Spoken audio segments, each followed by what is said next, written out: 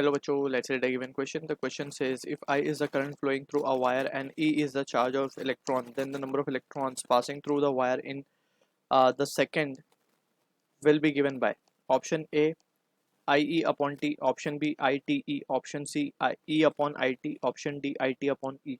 So इस question का जो key concept we need to understand is सबसे पहले तो हम इलेक्ट्रिक करंट को समझते हैं. यहाँ पे इलेक्ट्रिक करंट जो है बेसिकली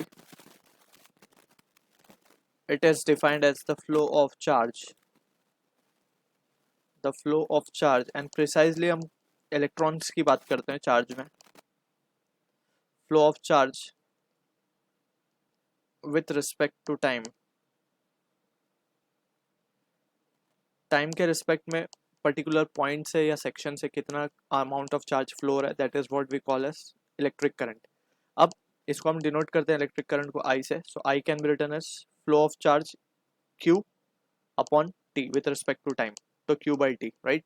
Also हमें पता है कि जो चार्ज है बेसिकली चार्ज के बारे में अगर हम बात करें सो चार्ज क्वांटाइज्ड होता है. क्वांटाइज्ड का मतलब ये है कि जो भी इलेक्ट्रॉन का ट्रांसफर होगा बॉडी से, ठीक है ना, वो इंटीग्रल मल्टीपल होगा चार्ज ऑन इलेक्ट्रॉन के. यानी कि ऐसा नहीं होगा कि एक बॉडी पे से अगर इलेक्ट्रॉन जा रहा है तो वो डेसिमल में जाए या फ्रैक्शन में जाए. बोलने का मतलब ये है कि लेट सपोज एक बॉडी ये है, एक बॉडी ये है, यहाँ से यहाँ पे इलेक्ट्रॉन अगर ट्रांसफर हो रहा है या मूव कर रहा है, ठीक है, तो in that situation we will say कि यहाँ पे इससे जो इलेक्ट्रॉन ट्रांसफर करेगा वो इंटीजर मल्टीपल होगा इलेक्ट्रॉन के चार्ज का. अब हमें पता है कि charge on one electron that is E is 1.6 10⁻⁻19 coulomb होता है. एक इलेक्ट्रॉन पे जो चार्ज होता है वो 1.6 10⁻⁻19 कूलम होता है, ठीक है.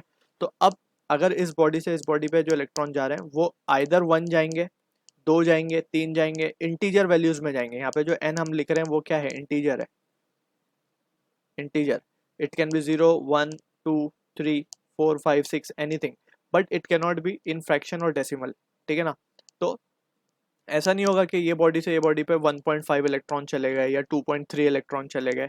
It will be integer multiple of the electron. तो जो भी चार्ज होगा जो भी वैल्यू होगी वो चार्ज से मल्टीप्लाई कर देंगे तो हमें टोटल चार्ज ट्रांसफर मिल जाएगा, ठीक है ना. तो ये इसी प्रिंसिपल को या प्रोसेस को या फिनोमिना को हम कहते हैं क्वांटाइजेशन ऑफ चार्ज. ये प्रॉपर्टी है बेसिकली एक चार्ज की जिसको हम कहते हैं क्वांटाइजेशन, ठीक है.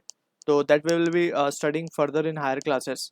तो जस्ट अभी हमें ये याद रखना है कि जो चार्ज है वो मिला करके बनता है कि each charge on electron into the number of electrons या फिर जो भी इंटीजर वैल्यू होगी. तो यहाँ पे जो क्वेश्चन में हमें गिवन है हमें फाइंड करना है then the number of electron, यानी एन ही हमें फाइंड करने को बोला गया.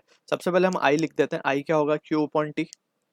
अब क्यू क्या लिख सकते हैं, क्यू को एन ही लिख सकते हैं बाय क्वांटाइजेशन प्रॉपर्टी, ठीक है. अब यहाँ से हम क्या लिख सकते हैं, हमें नंबर ऑफ इलेक्ट्रॉन यानी एन चाहिए. तो एन क्या हो जाएगा, आई को टी को उधर भेज के आई से मल्टीप्लाई कर देंगे तो आई टी और ई को डिवाइड कर देंगे. So I T upon E will be the answer for this, जो कि मैच होगा ऑप्शन डी के साथ.